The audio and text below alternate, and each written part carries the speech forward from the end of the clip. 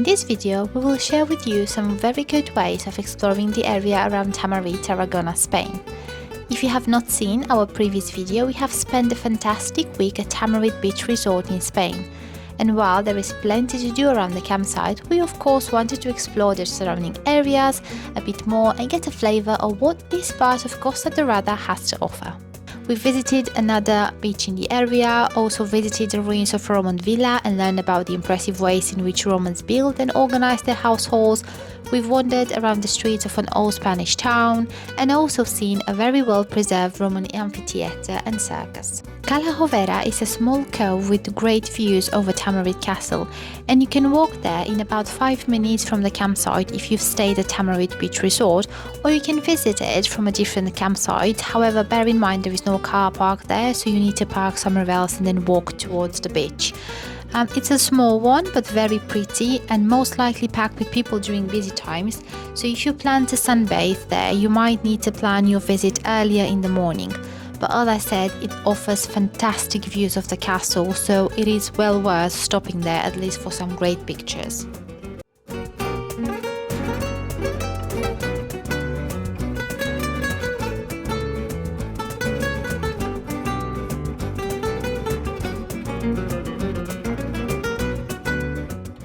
From Cala Rovera, if you follow the marked path through the small pine forest, you can then enjoy a lovely walk along the coastline. But please make sure you wear sensible footwear, as surface is very slippery on some areas.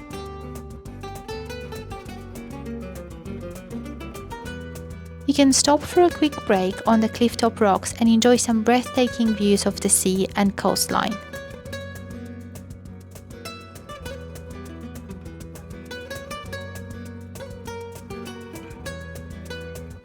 You will be rewarded with fantastic views from any point during this walk, so we do highly recommend it, and don't forget your cameras because the picture opportunities are endless.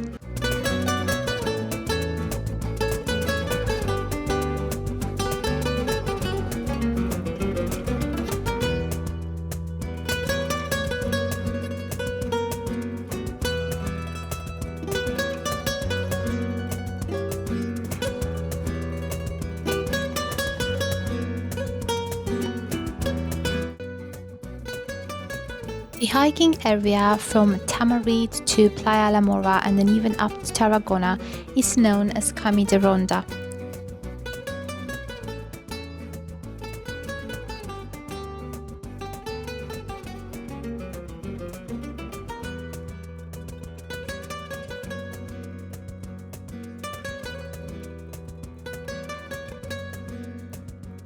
If you continue on the marked path, you will reach La Mora beach in about 1 hour, and on the way you can admire the beautiful villas and meet the cute lizards.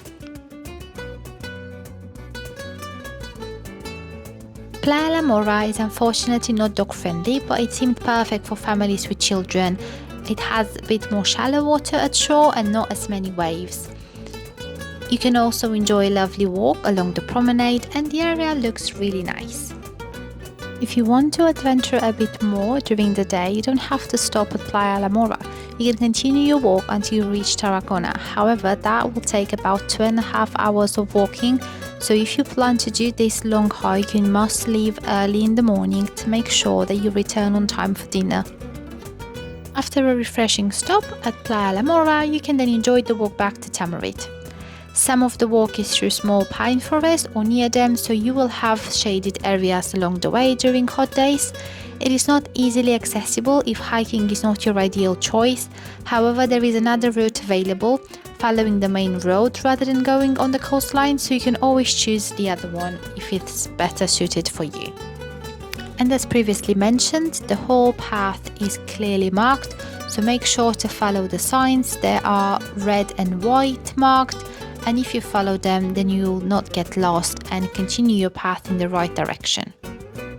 Another thing for you to consider if you've decided to walk through Cami de Ronda way rather than on the main road, there are no shops on the way, so make sure you have plenty of water with you, do you have snacks or anything that you might need along the way.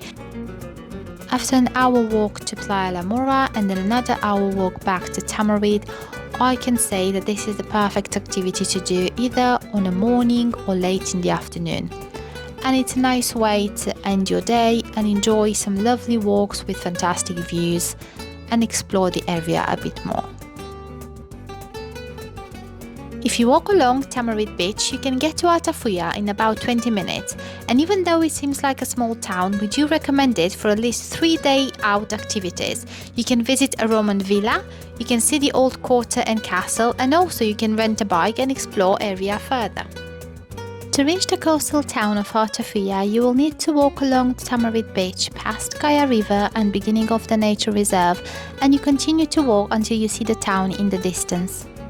Some of the areas around the beach are protected and people should not cross the marked sections or let the dogs roam free, so pay attention to this and try to respect the rules as much as you can.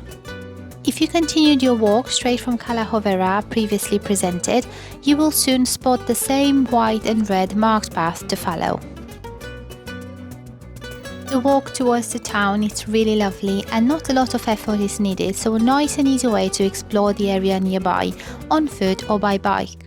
It is also the perfect opportunity to walk your dog or let the children burn off some energy. Small coastal town has a nice vibe. You can rent boats in the area, bikes, or enjoy a nice walk on the promenade. There are a few small cafes, restaurants and beautiful Spanish houses along the way to be admired.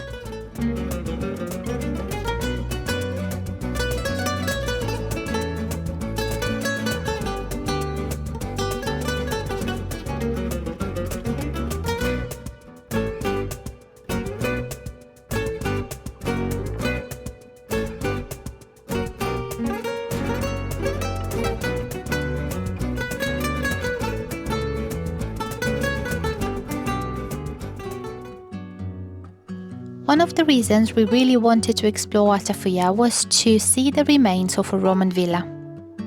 In Roman world, the villas were used as country houses for landowners to live in, and the surplus crops from these farms such as wheat, wine and olive oil were sold in the city. There were 10 main villas known of in Tarragona area, one of each being the remains to be visited in Altafulla, Villa Romana dels Munts. The entry fee is €4 for adults over 16 years old, and on certain days you get free entry. You'll be provided with a guidebook to make your visit more interesting. Otherwise, if you're not passionate about history or Roman times, you might find it hard to imagine what each of the remains on site used to look or what the usage was back in the days. The place is unfortunately not dog friendly, but the site can be seen quite well from the outside too. What we can say is be careful with the bees and wasps on site. There were quite a few of them, and we've seen a few reviews before we visited, and to be honest, even in April time there was still a lot wandering around, so probably even more during summertime, so just something for you to be aware of. Roman villas had double function. They were used for agricultural work and also was a place to relax and spend leisure time in the country by the owners. The buildings usually were divided into two main sections. One of them was comprising the rooms, made up to residence of the owner and his family, and then you'll have the outbuildings used for farm work. It is well known that Romans really love to decorate their house. They will have wall paintings, all sorts of mosaic floors, sculptures, fountains in the house, artificial ponds. The gardens were really nice, decorated. They used to import marble columns and plaques just to make sure the space looks absolutely gorgeous. Big cisterns were used to store water and also make sure that both the farm and the residential area had water provided at all times. Romans used to construct really large cisterns with the aim to collect enough water to meet the needs of the numerous fountains and bath installations around the house. The house had at least 2 stories. It had an upper floor, which was arranged around a large interior courtyard, which had a fish pond in the middle, and then on the same floor there were the main rooms, a gallery overlooking the garden and the sea, and on the lower floor there were more rooms and the large dining room. Romans used communal baths to socialize and take care of themselves. Usually there were 3 areas in the bath: a frigidarium, which was the cold place, a caldarium, which was the hot place, and a tepidarium, which was the moderate place. One of the remains that we can still see today is a fountain which was situated in one of the rooms of the house. The archaeological discoveries are showing that the front of the fountain was decorated with a painting, and this painting had the inscription telling us the name of the owners. It is known that they were the governor of Tarragona, called Avitus, and his wife Faustina. La Via Romana Els Munts is a good example of a residential villa. It had fantastic views of the sea, and it is known that the owners even had a separate set of thermal baths built right on the beach. The house had a furnace used to warm the air and the baths, and also provided underfloor heating, which proves that Romans were really advanced. The toilets in the house, known as latrines, were communal and used the overflow of the bath water. If you didn't know, Romans used a sponge on a stick to wipe, which they all shared, so that is quite unusual for us these days. It was for sure an interesting visit for both adults and children, especially if you use the information in the guidebooks to make the visit for the little ones a bit more interactive. After your visit at the Roman villa, we recommend you to go and wander around the lovely old quarter of Altafulla. Something that I've spotted while visiting a gift shop in the old quarter was that all of the souvenirs were linked to witches, and that is because Altafulla has a long history of witches, and that is driven by the witch hunters known in Catalonia. The witch hunters used to accuse women that they will suspect to be a witch, and then they'll just execute them in public.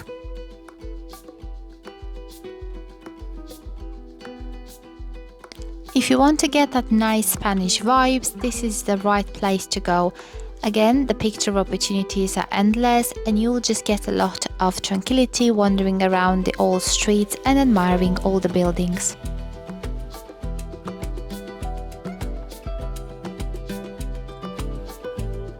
The old quarter of Altafulla town is known today as Via Costa. It has medieval, the classic narrow and winding streets, and the buildings are, some of them, over 300 years old.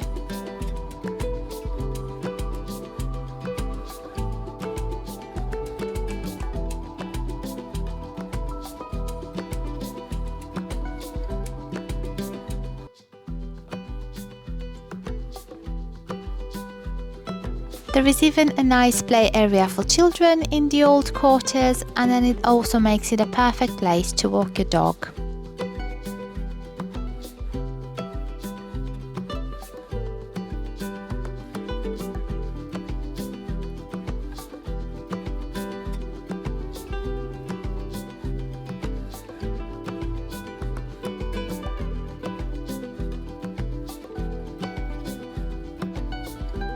Subscribing to our channel is free of charge and provides us with a lot of encouragement in continuing our family's adventures.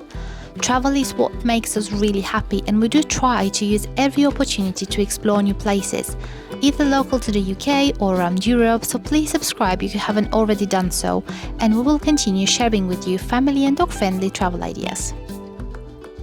The Castle of Altafulla is a beautiful building, however it is privately owned, so you cannot visit it, you can just wander around its walls and admire the building.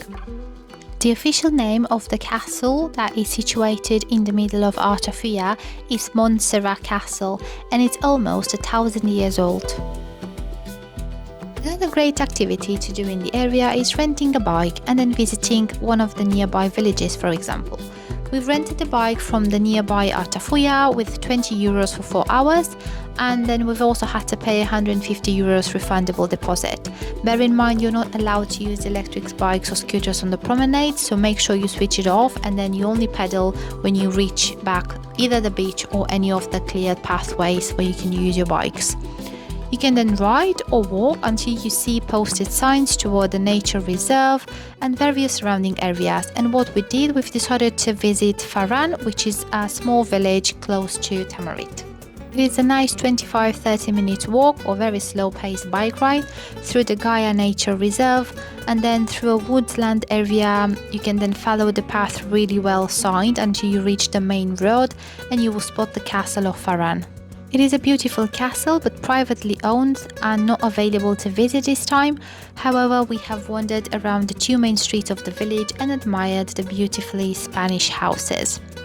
There is of course not much to do here, but it was a nice option for a short bike ride or walk, so we do recommend it for a short activity late in the afternoon or after your breakfast, and it's also a good way for your dog to enjoy a nice walk.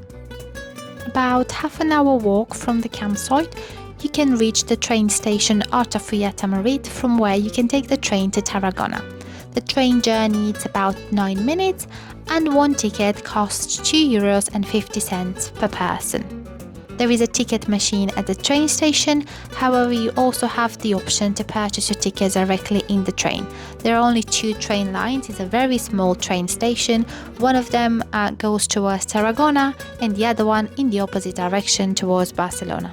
From the train station you can walk towards the main point of attractions in town, and this time we'll show you 3 of them which we think is worth visiting, and also it will not take a lot of time, so you can do this in one day and you can enjoy some of the other activities on another day. There is a nice walking platform, so from the train station, if you follow the road through your right as you exit the station, you will then reach the beginning of this platform, or you can take the shortcut through the stairs, but we do recommend the platform because it offers very nice views over the sea, the train station and even the port of Tarragona. The first stop on your walk will be the Mediterranean balcony, which is an iconic point for Tarragona and is situated at the end of Ronda Nova, which is another nice place for you to go and check out because it has plenty of shops and places to eat, and it gives that nice Spanish vibe when you go on a walk through a town. The balcony offers again fantastic views over the port of Tarragona, the beach nearby, you will see the train station, the Mediterranean Sea, and it has a very nice area surrounded by palm trees, so all in all is of course a very touristic place and a good spot for photographs. During the period of Roman Empire, Tarragona, known as Tarraco, it was one of the most prominent cities of the Iberian Peninsula. The Roman ruins of Tarraco have been designated a World Heritage Site by UNESCO, which is another reason why we really wanted to visit this place, and we do recommend you do so. The city was first named Colonia Julia Urbs Triumphalis Tarraco and was capital of the province of Hispania Citerior. The archaeological complex of Tarraco, Tarragona includes 6 different monuments that you can visit. The Archaeological Museum, Circus, Roma and Pretori, the Amphitheatre, Forum de Colonia, Casa Castellanau, Casa Canals, and you can purchase a ticket for all of them for €15 per person or individual tickets for each. You can download a free app on your mobile phone which allows you to compare all the monuments in Tarragona and all the ruins available to visit to their original usage and looks. For example, once you are at the amphitheater, you can use the app to capture the current images of the arena and compare them with how the place used to look and sound during a gladiators fight, and that was quite interesting to see.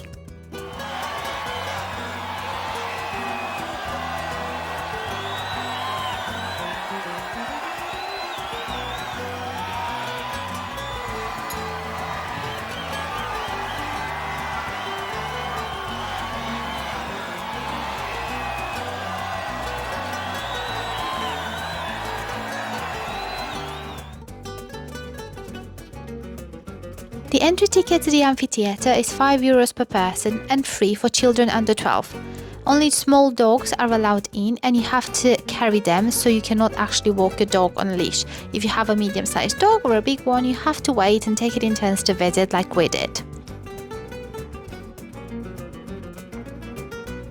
Amphitheatres were used for blood sports such as gladiator fights, fights with wild animals and hunting, and they also featured athletics, juggling and other exhibitions. The amphitheatre is very well preserved and we can still see a lot of its original features.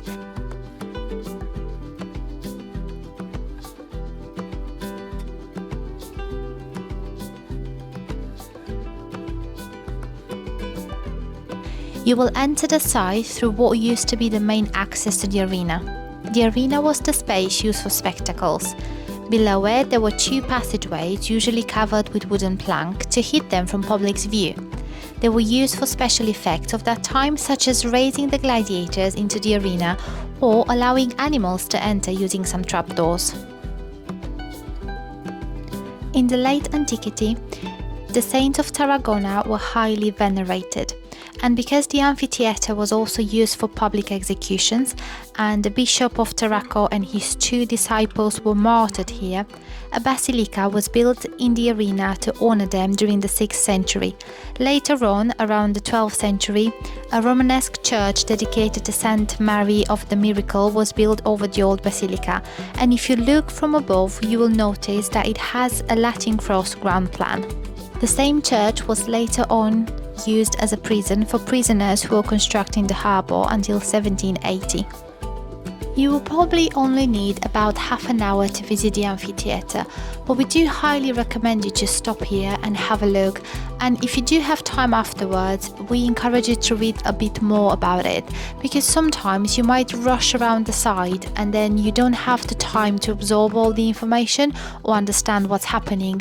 We also do recommend you to pay close attention to the small map that is handed to you when you go and get your ticket, because that will show you exactly where each part of the amphitheatre used to be.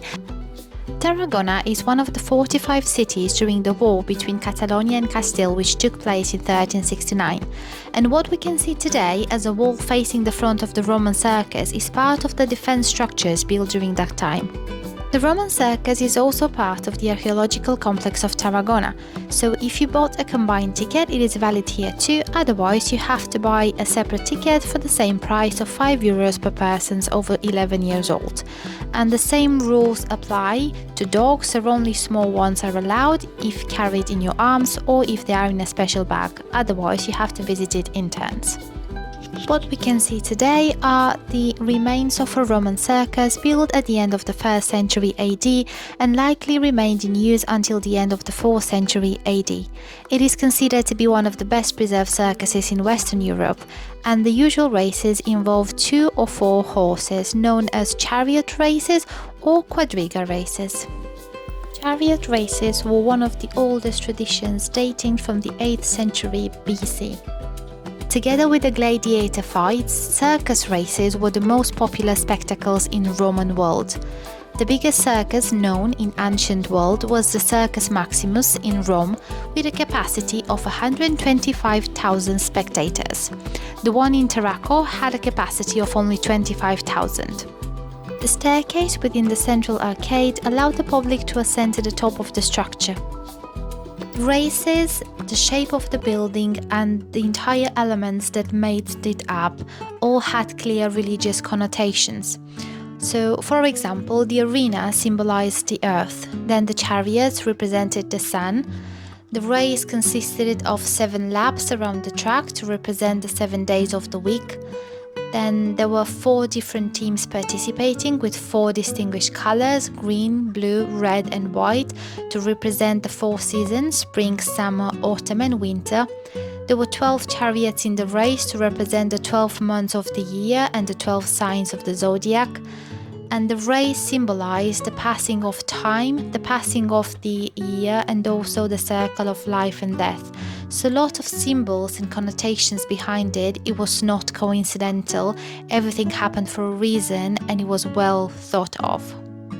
Much as any other competitive sports today, all the participants were very famous personalities and they raced for money and fame.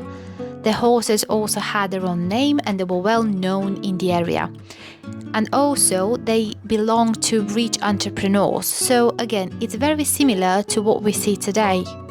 The spectacles used to last all day and they were free for everyone to join because all the costs were covered by the rich, who used this type of event to increase their status in political life.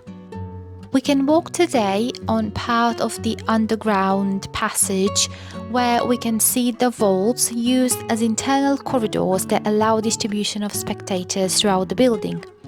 The stands were usually on the three sides of the building, and they were separated from the arena by a very high wall, the podium, and the function of this wall was to protect the spectators in case of any unexpected event during the show. And on the four sides of the building, usually we would find the exit points for the carts. There were 12 exit chambers, 6 on each side of a main door.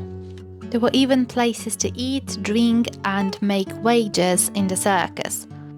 Our visit to Tamarit Beach Resort was really nice, and to top it off, we've managed to see some important places around Tarragona and enjoyed lovely hikes in the area. So we do recommend you to try some of these activities, if not all, and there are plenty more to do in the area.